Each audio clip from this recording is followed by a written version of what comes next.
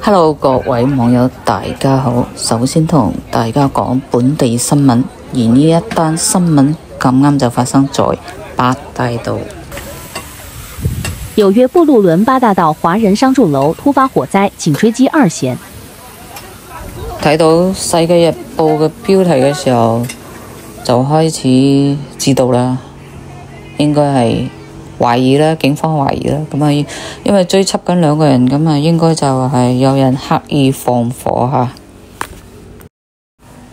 不過我好耐都冇行嗰邊啦，八大道嘅48、49。以前去過幾次，一係就去開封府食嘢，一係就去紅蘋果。各位網友記得嗎？呢一個事件呢，就發生在布魯克林八大道一棟華人住嘅商業公寓啊。咁啊，下邊係做商業嘅，樓上應該係住宅嚟嘅。咁啊，發生在昨晚嘅大概係6點左右啦。據聞話呢個火勢呢就從2樓後方嘅住宅單位傳出，雖然就唔係話非常之嚴重，但過程中冒出嘅大煙都係好濃噶啦。咁啊，幾條街之外呢都可以聞到一陣陣嘅燶味啦。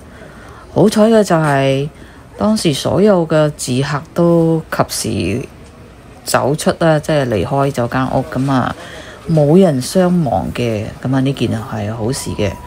咁唔係話嗰啲電纜啊，或者太舊啊，或者係唔覺意啦，有人咁啊呢件事件喺警方嗰邊呢，就已經喺度追緝緊2名嘅懷疑呢，即係睇落似係西班牙人啦。唔係應該講話西語語啊，即係講西班牙文嘅人啊嚇，咁啊嫌疑人啦，咁啊因為點解會懷疑佢哋呢？當時呢，佢哋有上嗰個2樓呢，仲喺嗰度逗留咗好一陣咁啦，因為嗰2條友出咗嚟之後冇幾耐呢，就火燭啊嘛。發生火災嘅位置呢，就係八大道48街嘅一棟樓啊。咁啊，前面都提咗下噶啦。所以呢，嗰個6點左右嘅傍晚時間呢，咁啊又一度咗即係塞車啦。嗰條街啲車啲人已經夠晒多啦。本嚟下晝應該就好啲，咁啊搞到又係交通喺嗰個位置，嗰幾個街口應該就可以用癱瘓嚟講咧。雖然係冇人受傷嚇，但係呢2個即係如果真係佢哋放火嘅話，咁啊呢2個仆街咧，又搞到即係又使咗好多資源噶嘛。咁啊因為咧係咁樣火燭下咧，咁係好多架消防車嘅，你哋都知啦。消防車啊、警車啊，同埋嗰啲救傷車應該都會齊齊出動嘅。數十名嘅消防員啊去現場撲火啦。咁啊佔據咗八大道49街同埋46街嗰段路啦。咁啊大概係用咗20分鐘左右啦。咁啊呢個火勢咧，佢哋就被控制咗啦。好彩就係咁啦。咁啊當其時咧，就自然就吸引咗大量嘅行過又好，住喺嗰度又好，嗰啲民眾咧就圍上去喺度睇啦。咁啊據聞話呢個街上望去嗰間屋呢，就應該冇好明顯嘅燒毀咗嘅。不過大多數燒得慘重啲嘅，應該喺後座單位，咁喺前面未必睇得清楚。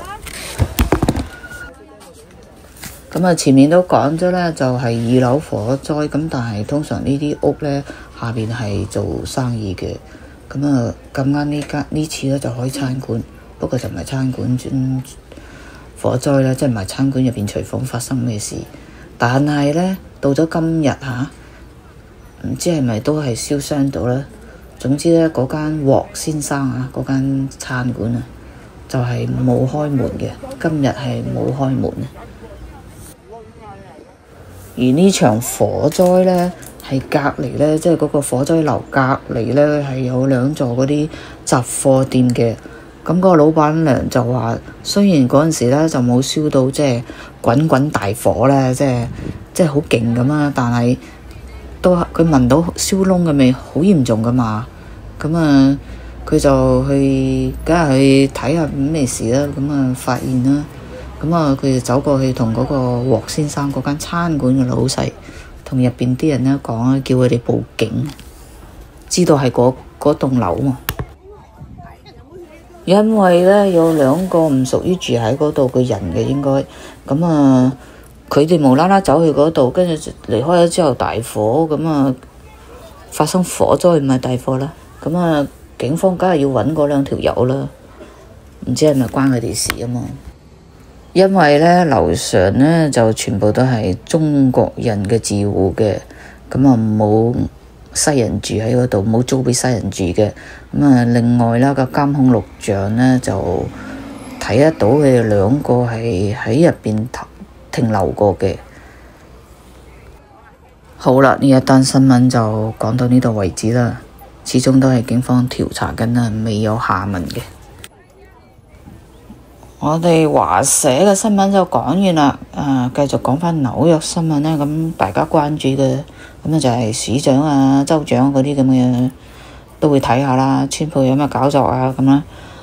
新聞就話呢，而家我哋紐約嘅州長呢，要背書民主黨嘅紐約市長候選人曼特尼啊。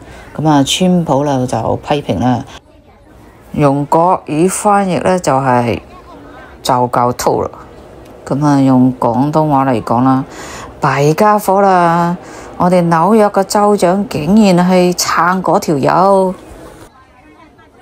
唔知道你哋點睇啦？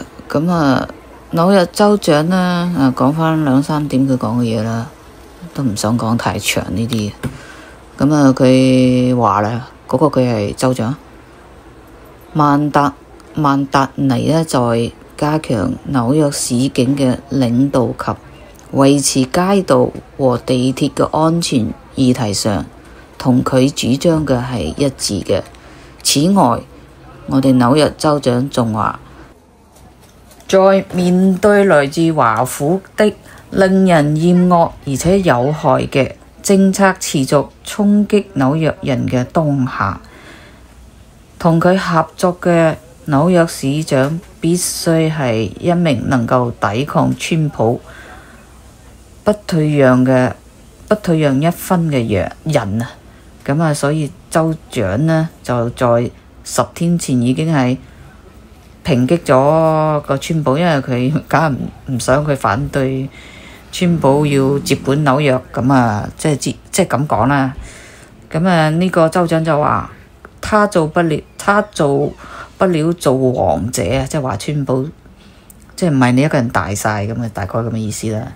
佢警告啊，佢仲警告川普啊，州長警告川普啊，唔係川普大粒啲警告佢好過啦，係嘛 ？Anyway， 咁啊，警告川普遠離紐約市長嘅選舉啊！你咪鬼插手我哋紐約嘅事啊！即係佢嘅態度啦。咁啊，嗰個人已經贏開咗好幾條街啦，係嘛？好幾十條街啊！咁而家紐約州長都要撐埋佢，唉，係咪大勢已定啊？呢幾日新聞啦，都有提到長島嘅鐵路工會罷工嘅計劃啦，可能會推遲啦。大概睇下就呢啲，大概知道下咯。咁啊，因為今日咁樣，聽日又可能另外一個說法呢，都跟唔到呢啲咁多噶啦。而家佢哋就話希望川普嚟調解啊！呢個係我哋紐約州嘅事喎，又要揾佢係嘛？你不如叫佢接管啦！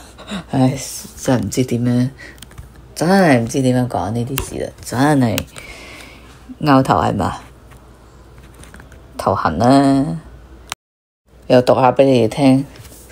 紐約州長噏乜鬼啦嚇？佢就話白宮完全有權要求雙方呢就重返調解啊，咁啊再傾過啦，傾好嚟啦。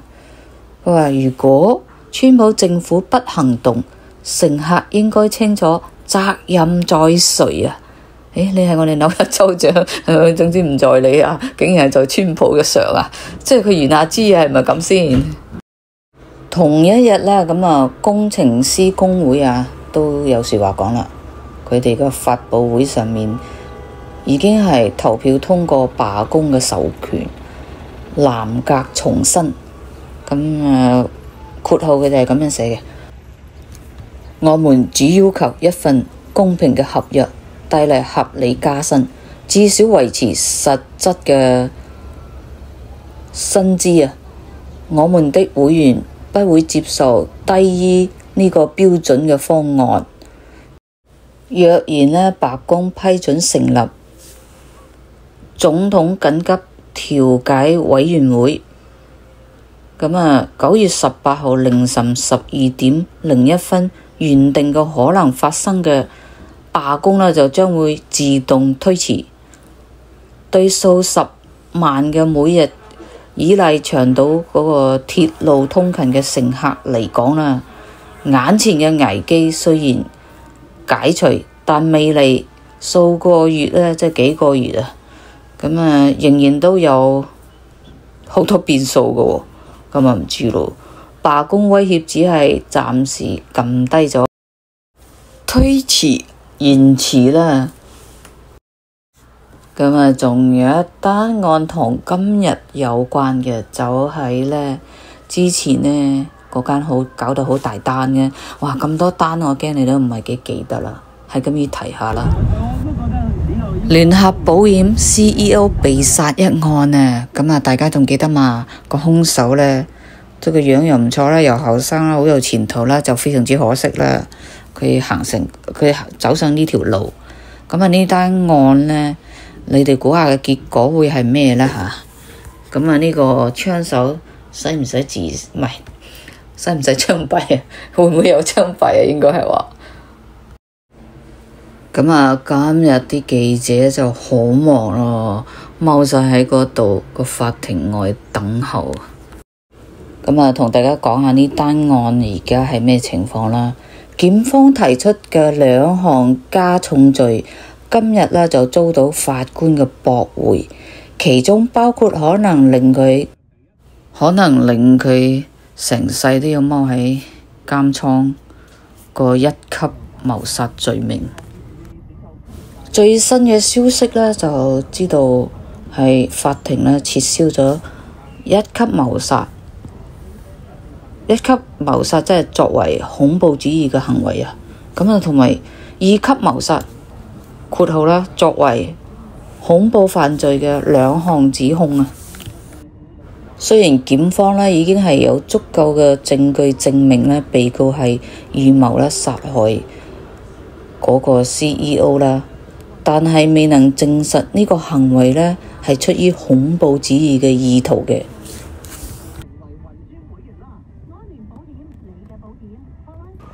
呢個27歲嘅嫌犯啦，我唔可以直接叫佢兇手㗎嗬。咁啊，佢而家面臨緊聯邦指控，並在紐約州被控包括2級謀殺在內嘅9項罪名。如果佢嘅罪名成立嘅話，佢就會被判處25年無期徒刑。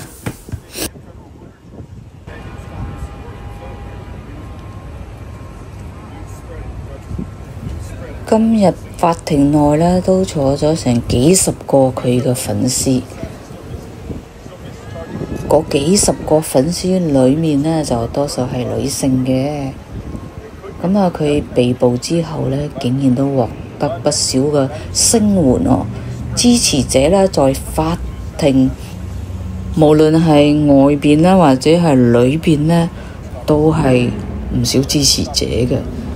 其實佢啲支持者在聽證前數日已經係聚集在法庭外㗎啦，甚至有人啦，竟然係搭帳篷過夜嘅。咁啊，聽證開始之後呢，仲有幾十人喺度聚集啦。咁啊，在得知法庭嘅裁定嗰一刻呢，現場呢爆發歡呼嘅。咁啊，手機影嘅就唔係咁多啦。我喺相機仲有一部分嘅，不過呢條片就嚟到呢度先啦。眼前嗰啲都係佢嘅支持者啦，因為我睇到佢名嘅。咁啊，法庭街有好多故事啦，仲有啊移民局嘅，因為你都可以係合法，即係嗰啲 IC 可以喺嗰度踎喺度等啲人拉嗰啲人啊。咁啊，Hello，以後仲有更多現場嘅片畀你哋睇嘅。咁啊，除咗即係環社區啲咁嘅新聞之外呢，哇！我哋上緊紐約，哇！仲有好多嚇親我嘅。啱聽啱睇嘅朋友記得點讚留言，咁啊多謝晒大家嘅支持。如果仲未訂閱我嘅頻道嘅話，請你哋撳下訂閱啦。而家訂閱人數呢，每個月呢都超低，咁啊希望大家幫幫手。